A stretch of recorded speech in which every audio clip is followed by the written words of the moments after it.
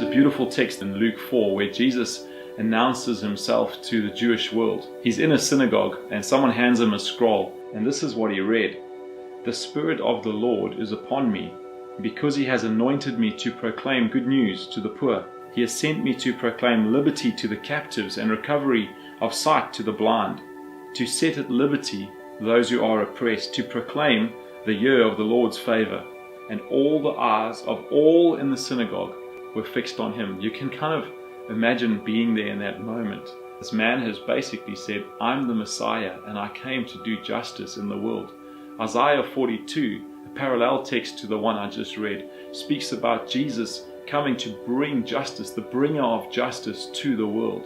Many of us are far more familiar with terms when we think about Jesus of forgiveness and terms of grace, but less well accepted is this biblical teaching that a true experience of Christ, of knowing Him in our own lives, brings an inevitable change toward justice in our world. Tim Keller, a theologian, says it like this: there's a direct relationship between a person's grasp and experience of God's grace and his or her heart for justice and the poor. When you live in South Africa, it's pretty difficult not to notice the jarring disconnect between those who have and those who don't have. And on the surface, many think that this is just a finance issue, but in reality, this affects so many areas of a poor or a marginalized person's life. I mean, do you seriously want to tell me that a person from the street receives the same level of justice as a CEO? Statistically, poor people are robbed more frequently than those of wealth. This is one of the most common forms of injustice, and yet when you think of police responding to these moments, do they respond quicker to a call from Dalsig or a call from Kayamandi? What does that have to do with me, you ask? Well, it has everything to do with you if you're a Christ follower. Just like our Savior said He came to do justice in this world, so we also are here to do justice in our world. So about 3 years ago, as elders, we took a decision to put aside a significant portion of New Gen's income so that we could do two things. One, we wanted to genuinely advance the gospel, not just in Stellenbosch, but beyond that as well. And then secondly, we wanted to help the marginalized, the people who no one else cares for in Stellenbosch. We quite quickly realized that it's a lot tougher than you would imagine to spend this money wisely in a way that models good stewardship. I mean, where do you begin? Which NGOs do you partner with? Who's taking you for a ride? Who's actually genuine? Who's really in need? Serve Stellenbosch exists to mobilize and equip One Hopers to be the hands and feet of Jesus to the people in need in Stellenbosch. So after an initial focus group got together several times to pray and to brainstorm the Serve Stellenbosch initiative, they came up with several riverbanks for Serve Stellenbosch. And they decided that we would focus on the areas of vulnerable and orphan children, the youth, and education, that being school and university. In the following geographic areas: Isles Valley, Calmore, Jamestown, and then subsequently also Clutersville. And so right from the start, philosophically, we made the call to rather serve a few people well than many people not so well.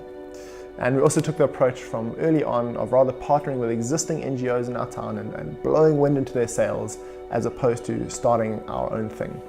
We decided who to partner with by initially surveying Stellenbosch and discovering all the NGOs who are serving in the various areas and amongst the various groups which we felt called to serve. We then met up with the relevant organizations, got a better sense of kind of who they are, what they do, what they're about. And we then followed this with a comprehensive due diligence check on each of our potential partner organizations to discern, well, could we walk with them and could we journey with them? And that check included things like checking on their financial health, their vision, their history, some of their future plans, leadership structures, and these sorts of things. So it was quite a comprehensive check. We then brought all these findings back to the Serve Stellenbosch oversight team, which consists of 7 specifically chosen One Hopers, and to the elders, who then by fasting, prayer and discernment felt that we should initially partner with 6 of the organizations, which we then did. Our heart of Serve Stellenbosch is really to see all One Hopers responding to the gospel imperative to serve the poor and the marginalized. And we see this happening in 3 primary ways. Firstly, by serving with your time, your energy and your skills as volunteers, by giving of funding, or by partnering in prayer. So let's look at volunteering. This serving area really makes us excited. When we imagine One Hope serving across our town, whether it be one-on-one or in bigger groups with both really specialized skills or basically anything else they have to offer as individuals, it's really exciting knowing the joy and life change that really will come from serving others as well as one another. The second way you can get involved is obviously through finance. Every organization, as we know, needs finances to run.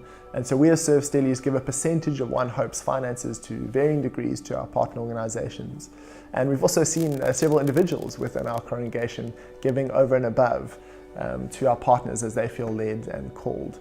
And to the best of our abilities as Serve Stellenbosch, we've really ensured that all of our partners are stewarding their finances as best as they can, and so that you can confidently support each of our partners financially. Prayer really plays such a vital role in the life of any individual as well as any organization.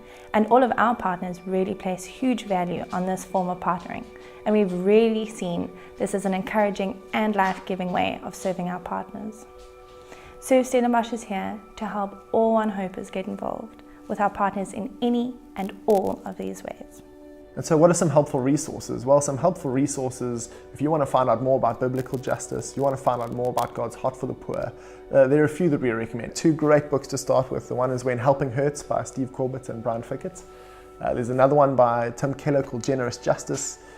There are a few really great documentaries you could look at. The one is Testing Hope, looking at grade 12s in the New South Africa. There's one, God Grew Tired of Us, and several others.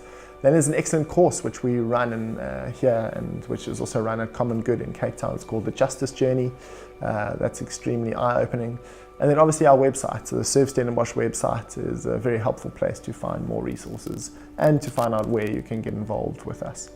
These organizations are right here in Stellenbosch, where you live, where you work, so that we could hear testimonies of God doing things in our town. He's called us here for this moment. This is the space where God can get in and grip you, can grip me, can grip our hearts as we go in and see stuff which we've never seen before.